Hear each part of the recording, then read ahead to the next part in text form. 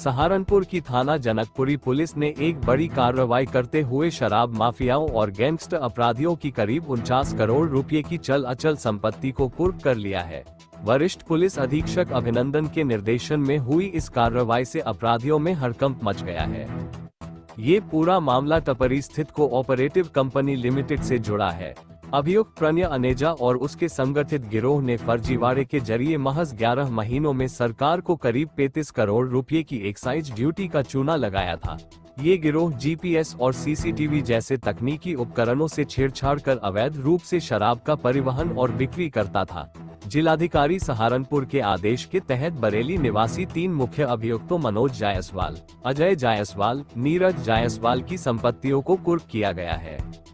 आज थाना जनकपुरी पुलिस को बड़ी सफलता मिली है, जिसमें कि 2021 में पंजीकृत एक मामला, जिसमें कि कुछ लोगों द्वारा अवैध रूप से जो मानक के विपरीत उससे कहीं ज़्यादा देशी शराब का निर्माण करने, उसका परिवहन करने, कागज़ों में अभिलेखों में हेराफेरी करने और इस बहाने राज्य सरकार को भारी राजस्व की क्षति पहुंचाने वाले लोगों के विरुद्ध एक मुकदमा पंजीकृत किया गया था। इसमें आगे गैंगस्टर एक्ट के तहत मुकदमा पंजीकृत किया गया और आज इसमें जो 3 उसमें प्रमुख अभियुक्त हैं, उन तीनों के विरुद्ध गैंगस्टर एक्ट की धारा 14(1) के तहत उनकी अवैध रूप से अर्जित अचल संपत्तियों को कुर्क किया गया है। इसमें इस टोटल प्रॉपर्टी की कीमत लगभग 48 करोड़ 99 लाख 16 हज़ार रुपये है। इसमें एक तरीके से शराब माफियाओं के विरुद्ध एक बड़ी कार्रवाई है ये। और भी जो अभियुक्त हैं तथा इन अभियुक्तों की और भी संपत्तियों जो अवैध रूप से अर्जित की गई हैं, उनको आइडेंटिफाई किया जा रहा है। आगे उन्हें भी कुर्क किया जाएगा। ये सभी अभियुक्त जनपद बरेली के रहने वाले हैं और इन सभी के और भी जो नेक्सस हैं, लिंक्स हैं, इनसे जुड़े हुए और भी जो लोग हैं, उन सभी को आइडेंटिफाई किया जा रहा है और आगे सिस्टमैटिक रूप से सभी के विरुद्ध प्रभावी कार्रवाई सुनिश्चित की जाएगी। सहारनपुर में आज सुबह लगभग 4 और 5 बजे के बीच फाजिल कॉलोनी हबीबगढ़ रोड थाना कुतुबशाह में एक लकड़ी के गोदाम में आग लग गई। सूचना मिलते ही फायर सर्विस की टीम ने तत्परता दिखाते हुए घटनास्थल पर पहुंची और कड़ी मुश्किल के बाद आग पर काबू पाया। सबसे महत्वपूर्ण बात ये रही कि इस घटना में कोई जनहानि नहीं हुई, जो कि फायर टीम की सतर्कता और मुस्तैदी का परिणाम है।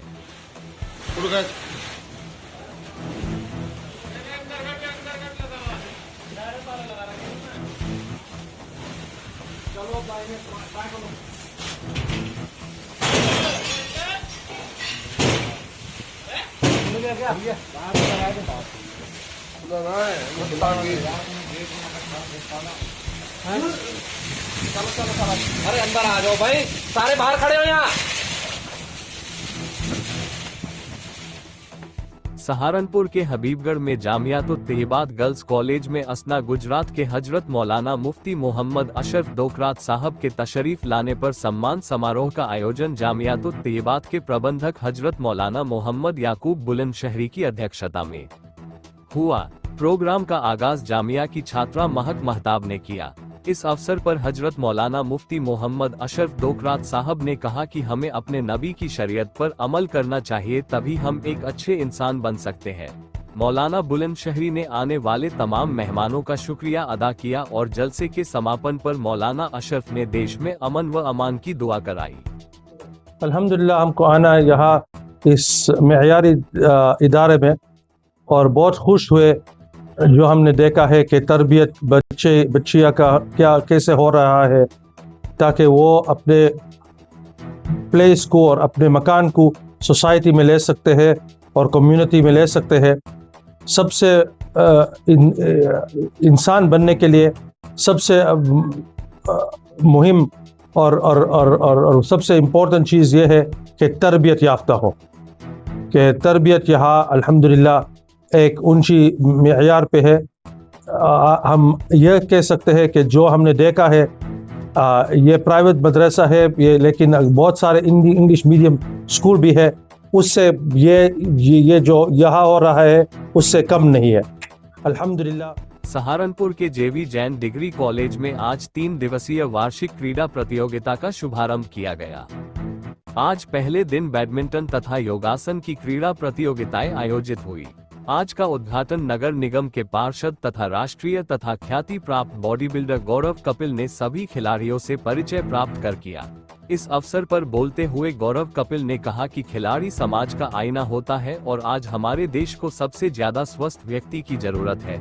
जितने ज्यादा हम लोग खेल में रहेंगे उतना ज्यादा हम देश की अच्छी सेवा कर पाएंगे। कार्यक्रम का संचालन प्रोफेसर संदीप गुप्ता ने किया। ये 3 दिवसीय क्रीड़ा महोत्सव जो है आज उद्घाटन किया गया, जिसमें हमारे पूर्व खिलाड़ी बॉडी बिल्डर श्री गौरव कपिल, जो कि वर्तमान में गिल कॉलोनी के पार्षद भी हैं, उन्होंने आज सभी खिलाड़ियों से परिचय प्राप्त कर इसका उद्घाटन किया। यह 3 दिवसीय खेल महोत्सव है, जिसमें आज बैडमिंटन और योगासन की प्रतियोगिता आयोजित हो रही है। कल एथलेटिक्स होगा, परसों लड़कियों की खो खो और बास्केटबॉल लड़के और लड़कियों दोनों आयोजित होंगे। आज उद्घाटन अवसर पर हमारे कॉलेज के उप प्राचार्य नवदृष्टि नवयुग प्रधान संगठन की एक महत्वपूर्ण बैठक आज अध्यक्ष संजय वालिया के नेतृत्व में रामलीला ग्राउंड हकीकत नगर में आयोजित की गई। बैठक को संबोधित करते हुए अध्यक्ष संजय वालिया ने कहा कि आगामी 14 अप्रैल को प्रधानमंत्री नरेंद्र मोदी एवं प्रदेश के मुखिया योगी आदित्यनाथ एक साथ दिल्ली देहरादून एक्सप्रेसवे का उद्घाटन करने के लिए जिले में मौजूद रहेंगे।